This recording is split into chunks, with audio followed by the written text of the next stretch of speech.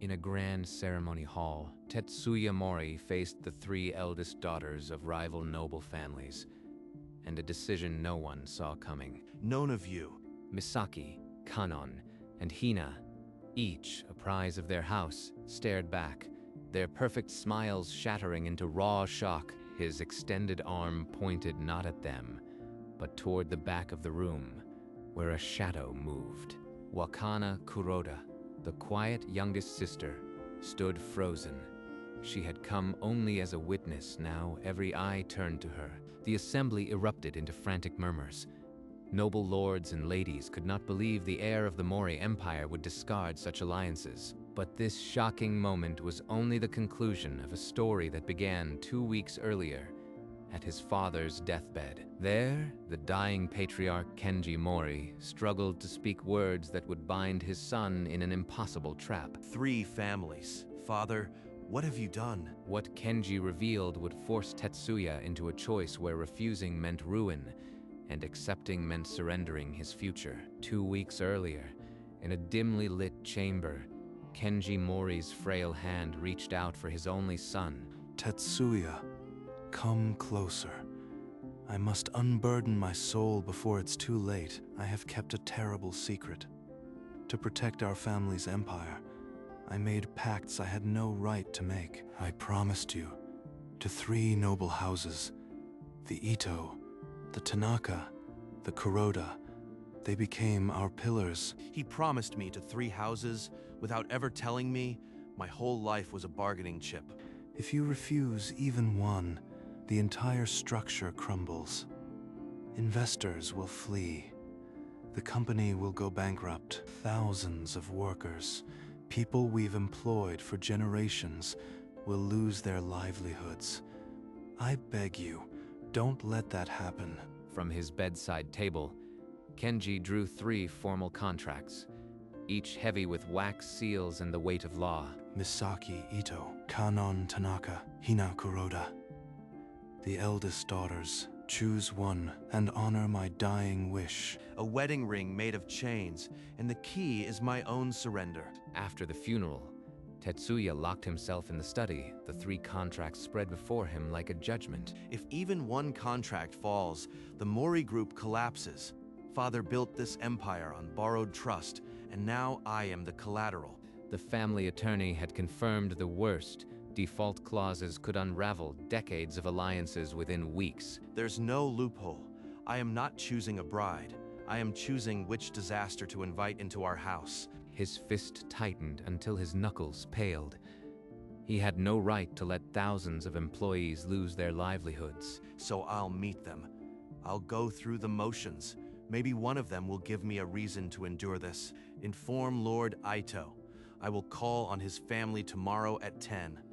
Let's get this over with. The old butler bowed silently and withdrew, leaving Tetsuya alone with the weight of his new cage. Through the study window, the city lights flickered below, each one a family depending on his decision. 3 doors, each leads to a cage, and I have to walk through one. The next morning, Tetsuya stepped into the Ito mansion, where cold marble and colder courtesy awaited. Our union will fortify the steel trade, a merger of equals under contract. She speaks of marriage like a quarterly report.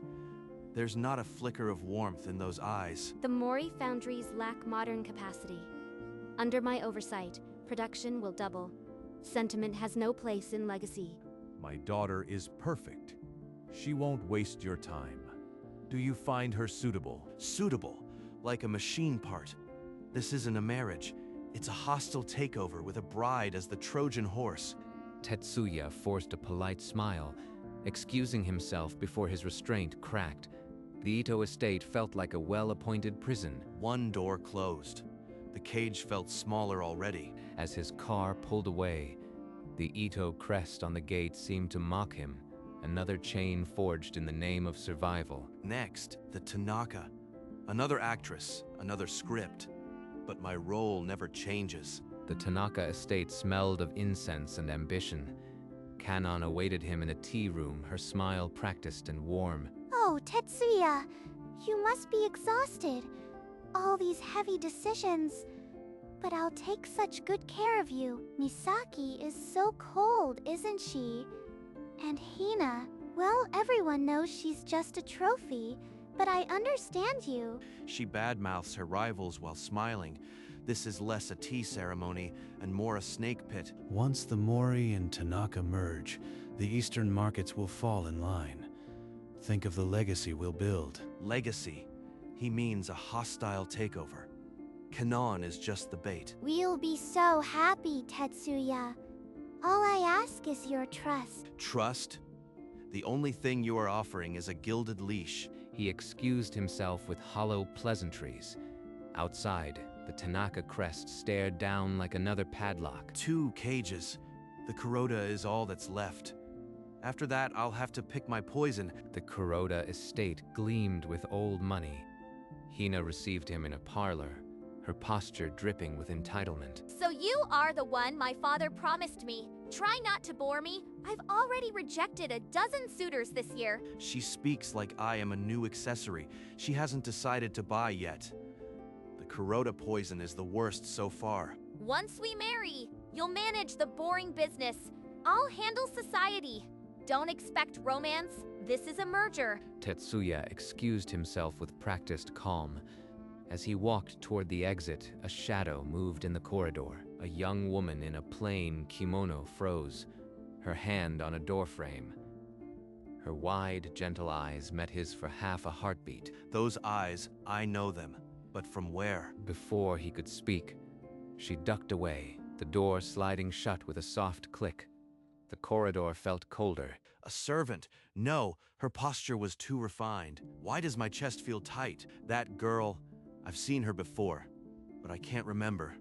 I need to find out who she is. Back in his study, Tetsuya buried himself in the financial records of the 3 families, searching for a way out. Every family has skeletons.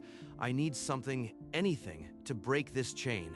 The Ito house was drowning in hidden debt. Tanaka left a trail of blackmail, and Kuroda held altered records.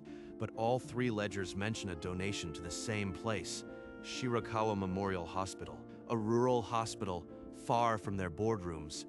Why would they all care about it? My mother was a patient there. I haven't thought about that in years. The memories hurt. But why is this hospital appearing now? In his mind, the cold white corridor of Shirakawa stretched out, holding secrets he had never questioned. Those 3 families hate each other. Yet, they all sent funds to Shirakawa. Something happened there. I need to go to Shirakawa. Whatever they're hiding, it starts in that hospital. Shirakawa Memorial Hospital stood unchanged, its quiet wards still holding the echo of his mother's final days. Every step down this corridor feels like walking through a wound that never healed. He found the head nurse who had tended his mother. Her tired eyes widened with recognition and sorrow. Nurse, in her last weeks, was there anyone? Someone who came for her? The nurse's voice quivered. There was a girl, a volunteer. She came every Wednesday, read to your mother for hours. She never told us her full name. We called her W-chan. Wee Chan, a ghost with a name fragment, but she was real. A blurry memory surfaced, his mother's pale hand resting on an open book, a soft voice reading aloud. Did she leave any contact? Anything that could help me find her? The nurse shook her head, then pointed toward the archive. The volunteer log is still kept upstairs.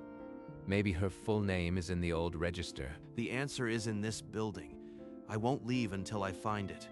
The hospital staircase led to a forgotten archive, thick with dust and years of silence. He ran his fingers over the spines of old logbooks until he found the volunteer register from 3 years ago. Page after page, names of students and retirees blurred past until his fingers stopped on one entry. Wakana Kuroda, the name from the Kuroda house. Not Hina, but Wakana. In that instant, the blurry memory snapped into focus. The girl who read to his mother every Wednesday, her face was Wakana's. It was you. The kindness that saved my mother from dying alone. It was you all along. The same gentle eyes he had glimpsed for a heartbeat in the Kuroda corridor now stared back from his memory. She's not an option on paper, but she's the only choice that makes sense. He closed the register, the name Wakana Kuroda burning in his mind like a new flame. I don't care about contracts or alliances. I will choose the one who chose kindness. Returning from Shirakawa, Tetsuya didn't rest. He ordered his butler to obtain the original Kuroda family registry. Within hours, the worn register sat under his lamp. Its pages held decades of Kuroda lineage. A family registry is never hidden in a municipal vault unless it contains a sin someone wanted to bury. Under a magnifying glass, the ink on the birth entries told its own story, one of erasure and falsehood. Wakana, born 1 year before Hina. The dates were scraped and rewritten. She was the firstborn all along. The image of Lord Kuroda's cold face flashed in his mind. The patriarch had demoted his own child. He stripped her of her birthright to elevate Hina. A father's betrayal sealed in ink. She was robbed of her birthright, and I will give it back to her in front of everyone. He made certified copies of the registry and the hospital volunteer log. The evidence was irrefutable. Now I have everything I need.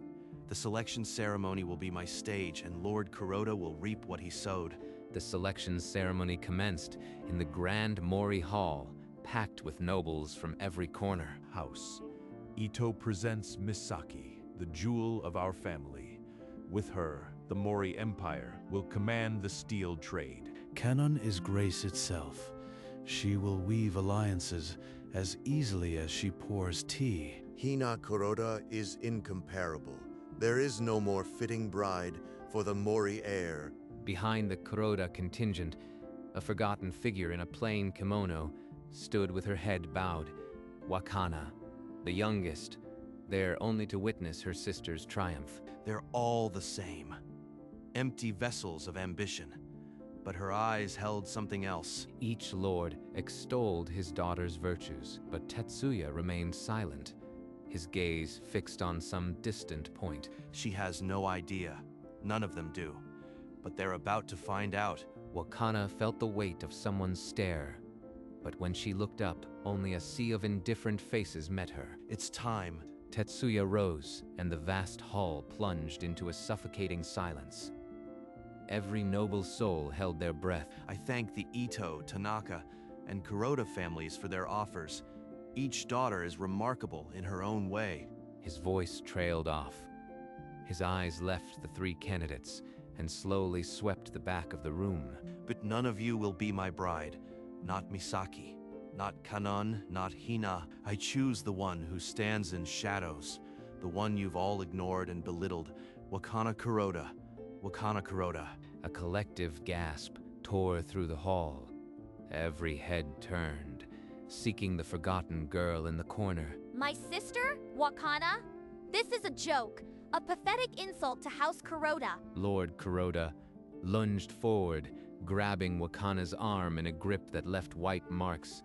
This madness ends now. She is a bystander, not a bride. I forbid it. Wakana stood paralyzed, her mind refusing to believe that the chaos swirling around her was real. Every eye now bore into her. You planned this, you scheming rat, trying to steal my position. I don't understand. Please, I never. I was only here because Father ordered me. Tetsuya stepped between them, his presence an island of calm in the raging storm. Enough. Let me tell you all a story about a woman who was dying and the only kindness she received. The hall fell silent again, curiosity overpowering outrage. 2 years ago, my mother lay alone in a small countryside hospital. No visitors, no family, only one person came. Every Wednesday, a young volunteer came. She read to her for hours, asking nothing in return. My mother died with a smile because of her. Wakana's hands flew to her mouth. The book, the room, the patient. It was her memory staring back. I searched the volunteer register, and I found a name. Wakana Kuroda. The one who gave my mother peace when the world forgot her. The revelation hung in the air.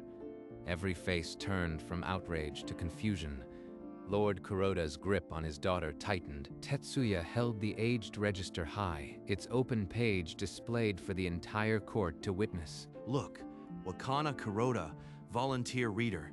She came when no one else would. She read, she listened, she cared. That old lady, she was so lonely. I just wanted to help. I never knew she was his mother. Her words cracked under the weight of memory, and tears fell freely down her cheeks. This sentimental nonsense is irrelevant. The contract names the eldest daughter, Hina. This girl is nothing. With a violent yank, he pulled Wakana back by the wrist, a clear mark of ownership and rage. She is the youngest, a bystander with no claim. This marriage is void. The Ito and Tanaka houses will agree this farce ends now. Now he plays his last card, but he doesn't know I hold the trump. Not yet, Lord Kuroda. You misread the contracts. You misread the law. And most of all, you misread your own daughter. A ripple of disbelief spread through the crowd. The heir of Mori was not finished. He had another secret to unleash. From his inner pocket, Tetsuya drew a yellow document that silenced the hall like a judge's gavel. This is the original birth ledger from Shirakawa Hospital. The 3rd of March, Wakana Kuroda. And here is the family register. Your house submitted. The dates don't match. Someone scraped away the truth and rewrote Wakana into the shadows, all to hand Hina a prize she never earned. Lord Kuroda's face went ashen, beads of sweat tracing the collapse of his decades-long lie. Father, that can't be true. You told me I was first. You swore it. A wave of scandalized whispers swept through the assembled nobles. House Kuroda had been built on a stolen birthright. Wakana Kuroda is the true firstborn. She is the eldest daughter named in the contract. And I choose her, law and honor, in front of everyone. Wakana's legs carried her forward before her mind could catch up, her whole body trembling with a decade of swallowed pain. All this time, I wasn't the spare. I was the one you threw away. Her gaze locked with her father's, and for the first time, she did not flinch. The girl who had only known shadows now stood in the light. Forgeries. This is a plot, a Mori conspiracy to destroy my house. Before the echoes of his denial faded, a clear voice cut through the chaos. If the Kuroda house has engaged in such fraud, the Ito family withdraws its suit. Our honor demands clean hands. The Tanaka family likewise withdraws. We cannot ally with a house that steals birthrights. The two lords turned their backs, their daughters trailing in stunned silence. The grand hall's weight shifted. Now only Tetsuya and Wakana occupied the center, the fallen contracts like dead leaves at their feet. There are no more contracts, Wakana. No more chains. Only your choice. Wakana's lips parted. A tear traced a trembling path to the smile she hadn't worn in years. Every noble held their breath, awaiting the word that would christen a new legend or bury an old one. In the eyes of the overlooked girl, a light kindled that no shadow could ever extinguish. Why? Why would you do all this for someone like me? I am nobody. A spare who was never supposed to matter. You read to a dying woman when her own family couldn't be there. You showed her kindness without seeking anything in return. That kindness pulled me out of despair. I realized what I wanted wasn't a political alliance. It was the person who still believed in simple goodness. Wakana's chest heaved with years of swallowed tears, her voice barely a whisper as hope and fear warred in her eyes. You truly mean that? It wasn't just a debt you felt you had to repay. I mean every word. I want a partner who chooses kindness over power. Will you stand with me, Wakana? I will. I will stand with you, Tetsuya.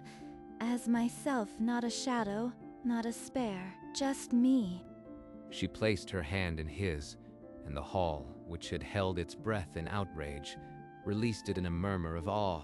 A few discreet hands came together in applause, the sound fragile but genuine. like the first crack in a wall of ice. In that moment, the girl who had only existed in others' shadows stepped into a light that was entirely her own.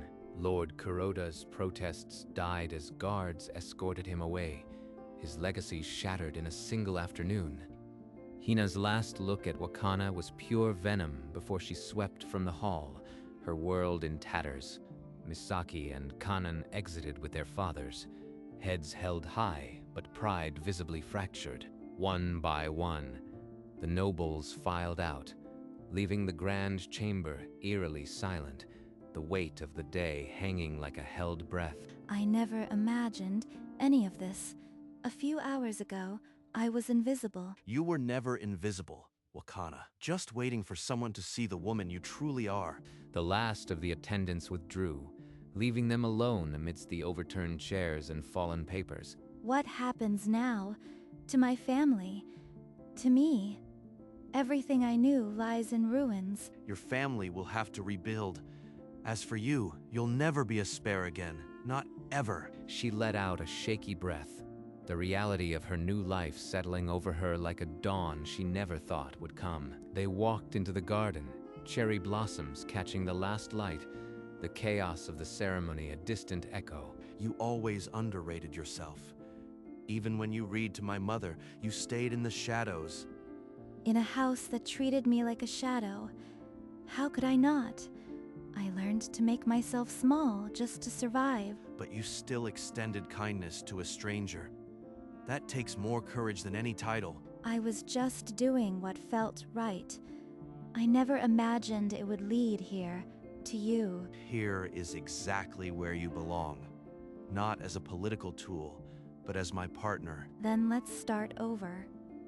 Not as two houses, but as us. A story we write together. Their fingers interlaced, a quiet promise stronger than any contract. They stood beneath the ancient cherry tree, two people, no longer defined by their families but by the bond they had chosen. The petals fell around them, covering the ground with a blanket of new beginnings. In the days that followed, servants carried Wakana's few belongings from the Kuroda mansion to the Mori estate. A single wooden chest held her entire childhood, a poignant reminder of the life she was leaving behind. Tetsuya prepared a private memorial for his mother, a serene corner of the family cemetery. Wakana and Tetsuya stood side by side before the simple stone marker, the afternoon light dappling through the trees. I brought this. It's the book I used to read to her.